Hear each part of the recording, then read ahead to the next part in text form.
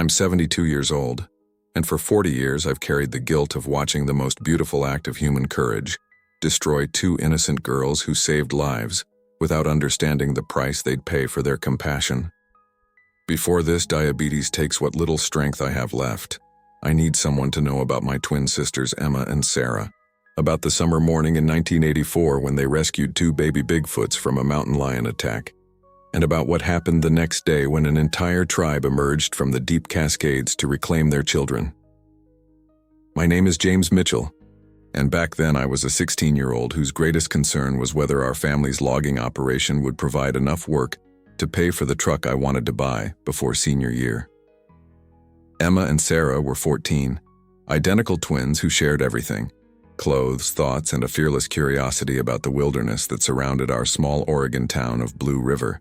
They were the kind of girls who brought home injured birds, who knew every hiking trail within 20 miles of our house, and who believed absolutely that every living thing deserved protection from those stronger and more dangerous. What happened on July 23, 1984, started as a routine camping trip to Scout Lake, high in the Cascade Mountains where our family had been taking summer vacations since before I was born.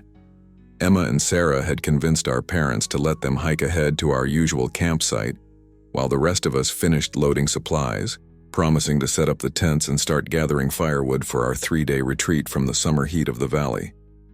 They never made it to Scout Lake. Instead, they stumbled into a life-or-death struggle that would reveal the existence of an entire civilization that had been hiding in the deepest wilderness of the Pacific Northwest for centuries. What my sisters saw, what they did, and what followed their act of pure courage challenged everything our family thought we knew about intelligence, consciousness, and what kinds of beings shared the mountains where we'd lived for 3 generations. The baby Bigfoots, for that's what they were, despite being impossible according to everything science claimed to know about North American wildlife, were maybe 2 years old in human terms, small enough for my 90-pound sisters to carry, but obviously non-human in ways that should have terrified any rational person. Instead, Emma and Sarah saw only children in desperate need of help, infants who would die without immediate intervention from someone willing to risk everything to protect innocence. The mountain lion that was stalking them was a mature female, probably 130 pounds of predatory muscle, that had identified easy prey in youngsters who'd become separated from whatever family should have been protecting them. By the time Emma and Sarah found them, the babies were backed against a cliff face with nowhere to run, making sounds of distress that my sisters would later describe as heartbreakingly similar to human crying. What followed was 3 minutes of chaos that demonstrated courage I've never seen equaled in 40 years of living. 2 14-year-old girls, armed with nothing but hiking sticks and protective instincts, drove off a mountain lion to save babies that belonged to a species that wasn't supposed to exist. They carried those babies 4 miles through wilderness terrain to our family cabin, where they spent the night providing care and comfort to beings whose very presence would attract attention that would destroy everyone involved. The next morning, when Emma and Sarah emerged from the cabin carrying their rescued charges, they found themselves surrounded by the most extraordinary sight any human had ever witnessed. 17 adult Bigfoots, an entire extended family, had emerged from hiding places throughout the forest, drawn by the cries of their missing children and guided by tracking abilities that surpassed anything human technology could achieve. For 30 minutes, 2 teenage girls served as ambassadors between species, facilitating a reunion between parents and children while establishing communication with intelligences that had been studying human behavior for generations while remaining hidden from our civilization. It was first contact between human and non-human consciousness, mediated by my sister's absolute belief that all families deserve to be together. But that moment of perfect trust and gratitude became the beginning of a tragedy that destroyed my sister's lives and robbed the world of evidence that intelligence takes forms we've never been brave enough to acknowledge. Within hours of that miraculous reunion, word had spread through channels that connected local law enforcement to federal agencies specializing in cryptid management and biological anomaly containment. By August 15, 1984, Emma and Sarah were dead, officially from a camping accident that claimed they'd fallen from cliffs near Scout Lake during a solo hiking expedition. The entire Bigfoot family that had trusted them enough to reveal themselves had vanished, probably captured by teams equipped with tranquilizer weapons and containment facilities, designed for studying beings whose existence challenged fundamental assumptions about evolution and consciousness. I was the only witness to what really happened during those 3 weeks between first contact and my sister's murder. The only person who knew that Emma and Sarah had been silenced because their story threatened institutional control over information that could change humanity's understanding of intelligence, consciousness, and our responsibility to protect rather than exploit other forms of life. For 40 years, I've lived with the knowledge that my sister's courage in saving 2 baby Bigfoots led directly to their death, and the capture of an entire family who'd chosen trust over the caution that had kept them hidden for centuries.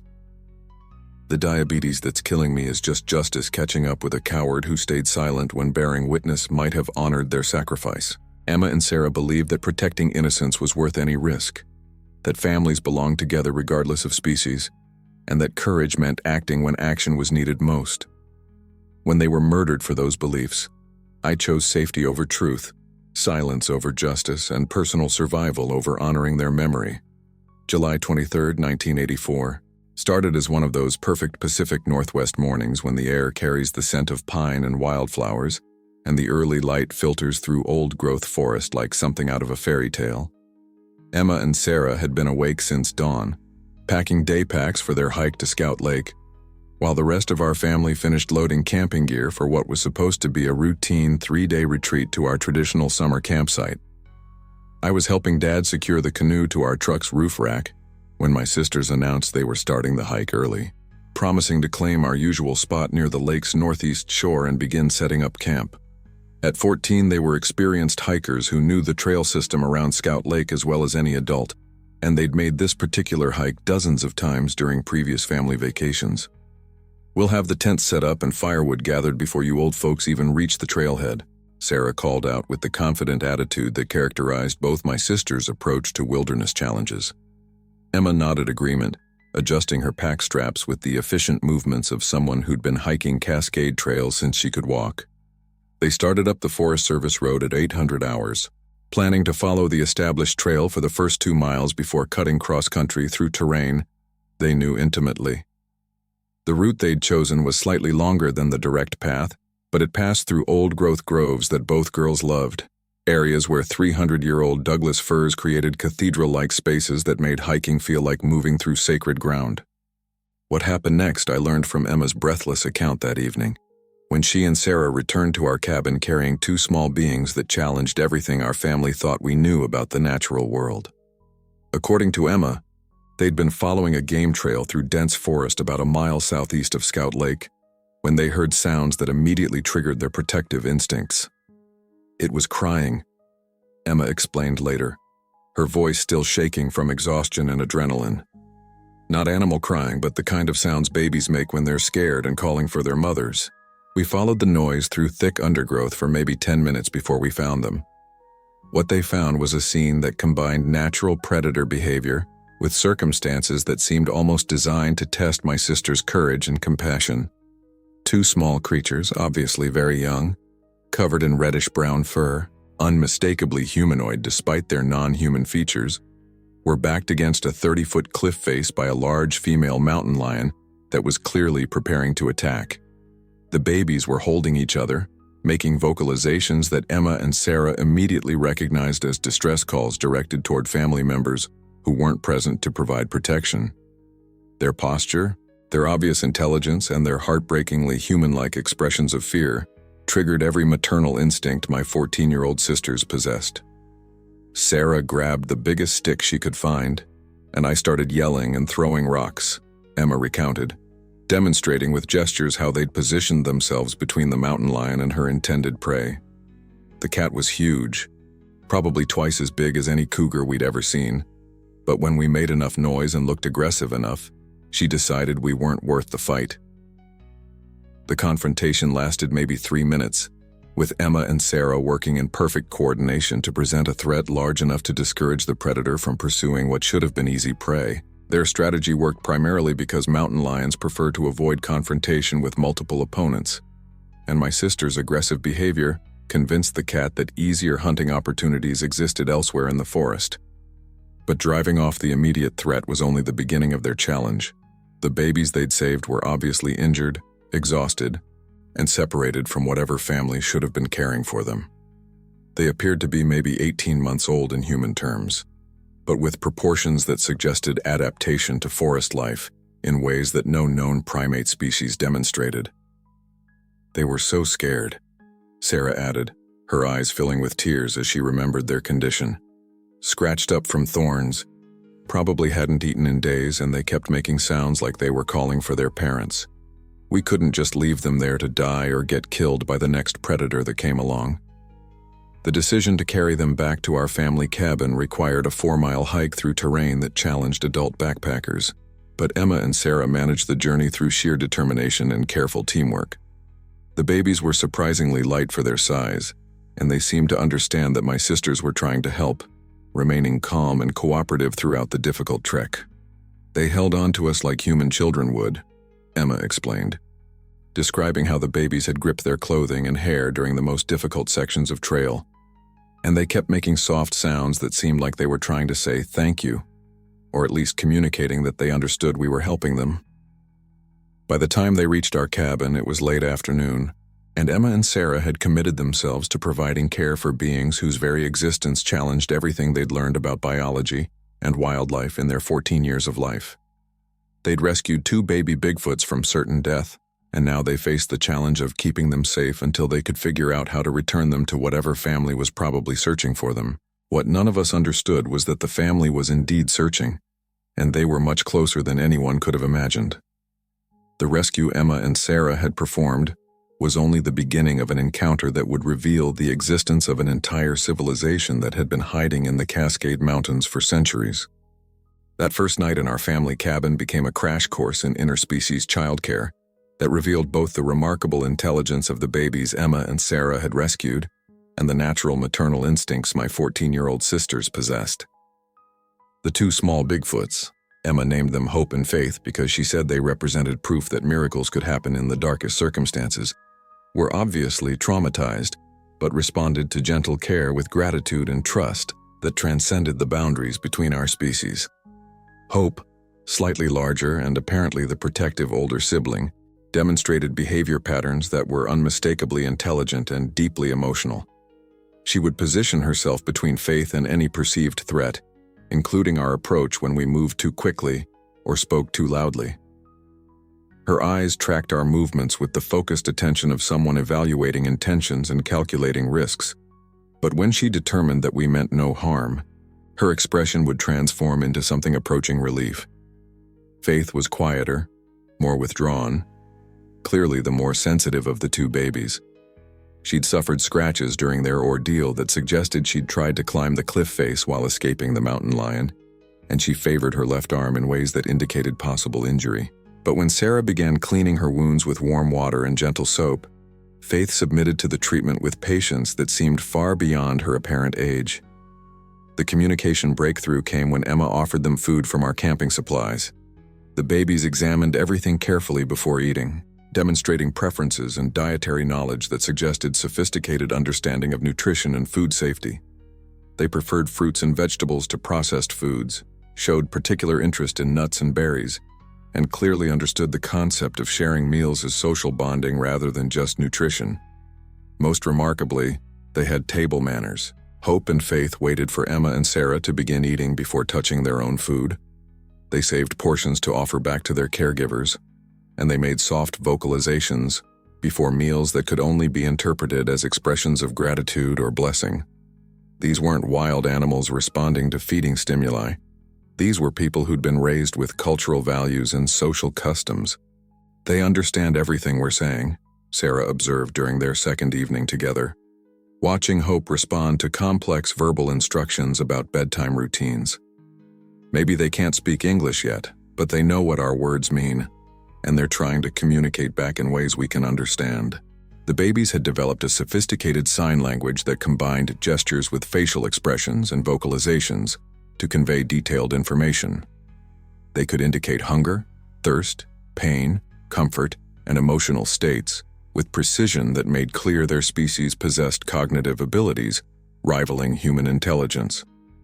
More than that, They demonstrated empathy, concern for others' welfare, and the kind of social awareness that suggested complex cultural development.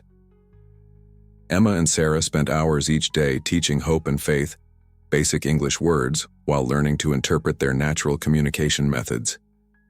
Within 3 days, the babies were responding to their names, following simple verbal instructions, and attempting to mimic human speech with vocalizations that were clearly intentional language practice, rather than random sounds. But the most profound aspect of their interaction was emotional, rather than intellectual. Hope and Faith had obviously suffered trauma from separation from their family, and they responded to Emma and Sarah's care with attachment that was heartbreakingly similar to human children, bonding with protective caregivers. They would cry when my sisters left their sight, sleep curled against them for comfort, and demonstrate obvious joy when reunited after even brief separations. "They're not that different from us," Emma told our parents during a carefully edited explanation of why she and Sarah had spent 3 days at the cabin instead of hiking to Scout Lake. "They have feelings. They understand right and wrong. They care about each other and about us. They're just children who need their family." The challenge was determining how to facilitate that reunion. Hope and Faith clearly missed their relatives.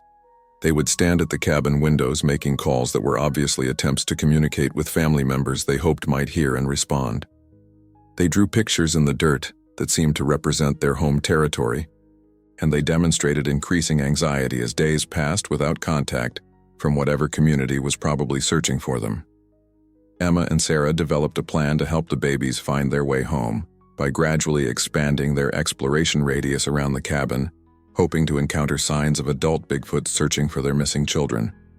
They'd take Hope and Faith on short hikes to elevated positions where their calls might carry farther, and they'd look for evidence of large footprints or other signs that might indicate the presence of an extended family group.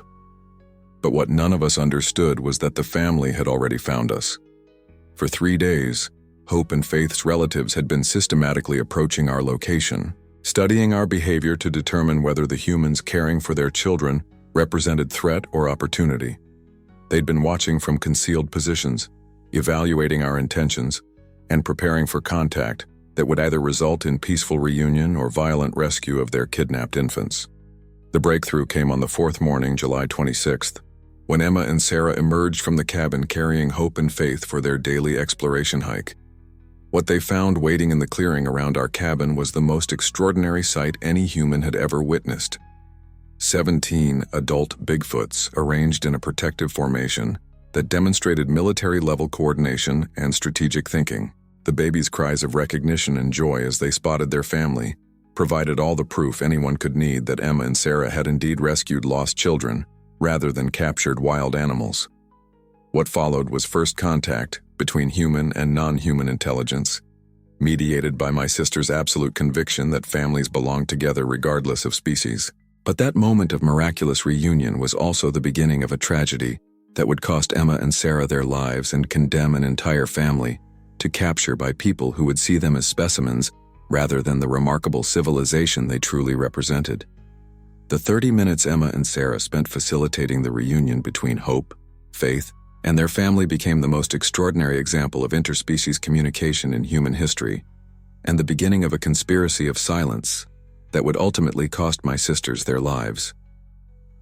I watched from the cabin window as 2 14-year-old girls served as ambassadors between civilizations, demonstrating courage and wisdom that surpassed anything adults had achieved in centuries of exploring the natural world. The adult Bigfoots had positioned themselves in a formation that demonstrated both protective intent and sophisticated tactical thinking.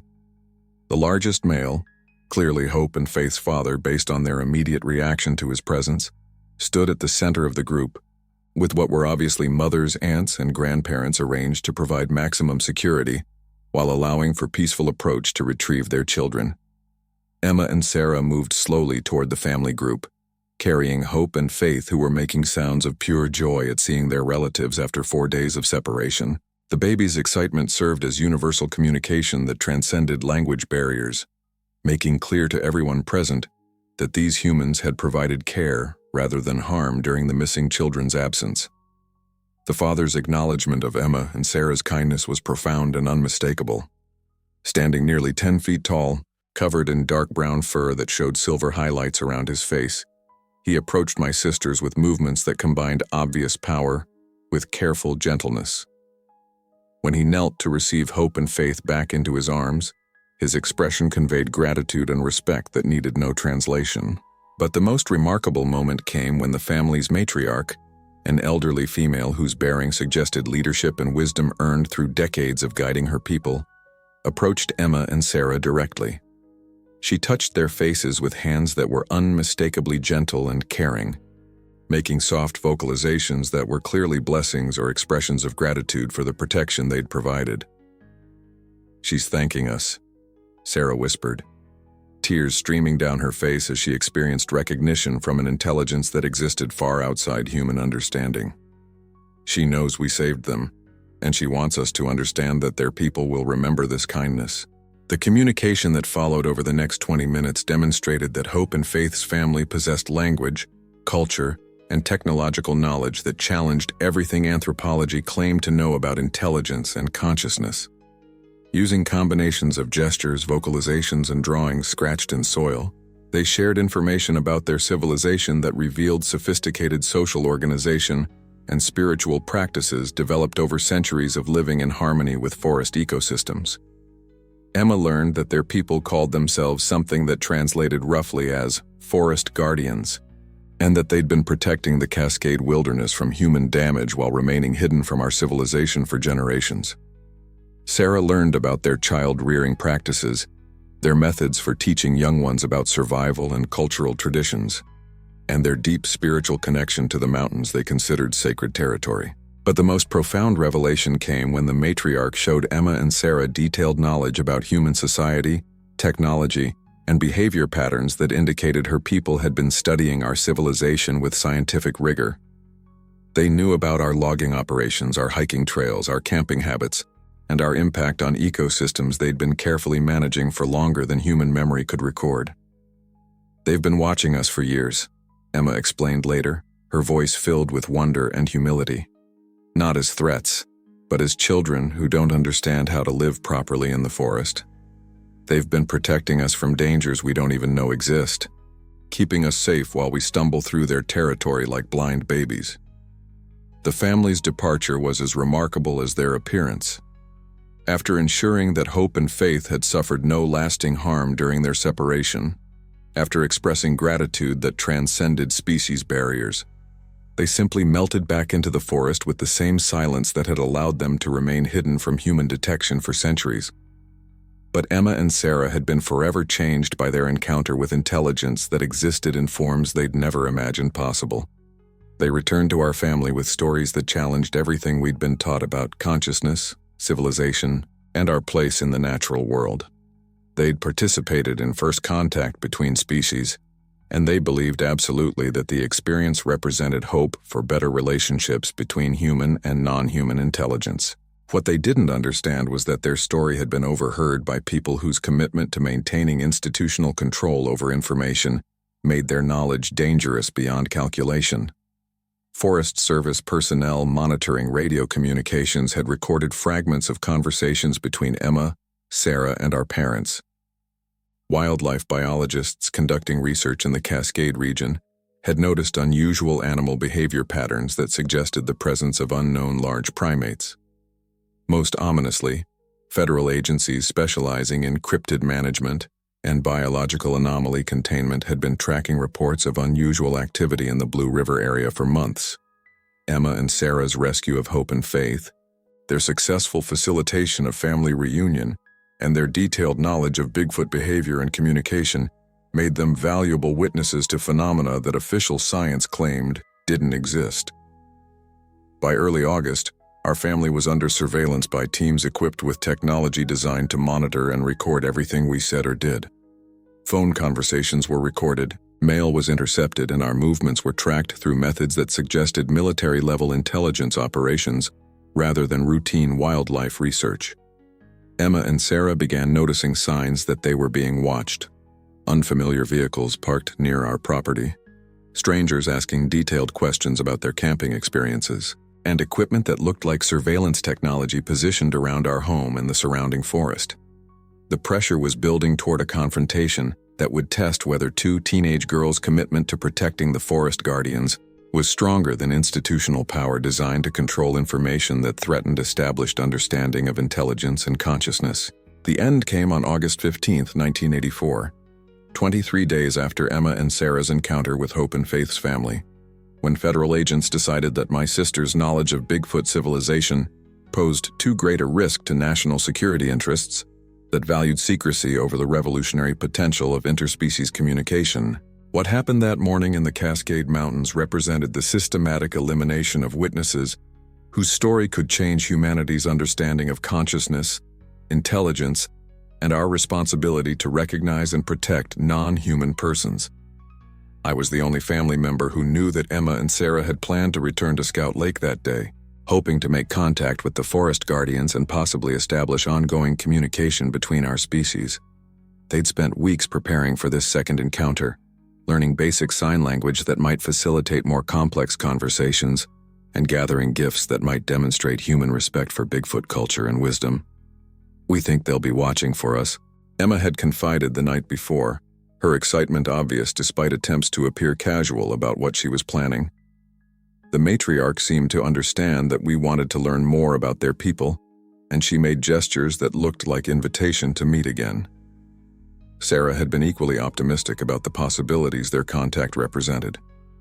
"Imagine what they could teach us about living in harmony with the forest," she'd said while packing supplies for what she hoped would be an extended conversation with beings whose civilization had achieved sustainable relationships with wilderness ecosystems that humans were systematically destroying. They left home at dawn on August 15th, carrying backpacks filled with offerings and communication aids, planning to hike to the area where their first contact had occurred and wait for signs that the forest guardians were willing to continue building relationships between our peoples.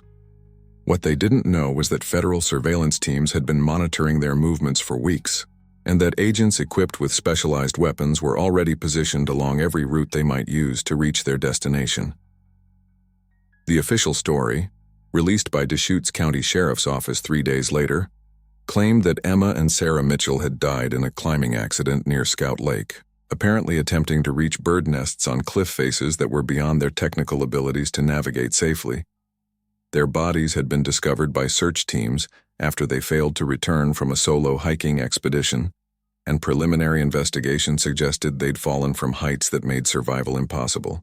But I knew the truth because I'd followed them that morning, staying far enough behind to avoid detection, but close enough to provide assistance if they encountered the kind of wilderness emergencies that could threaten even experienced hikers. What I witnessed from a concealed position overlooking Scout Lake was the systematic murder of two innocent girls whose only crime was believing that intelligence and consciousness deserved recognition, regardless of the biological forms they inhabited.